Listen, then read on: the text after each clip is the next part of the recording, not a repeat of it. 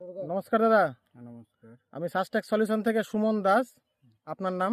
সুব্রত মণ্ডল। গ্রামের নাম? শব্দলপুর। থানা? থানা বস্ত্রনগর। জেলা? মালদা।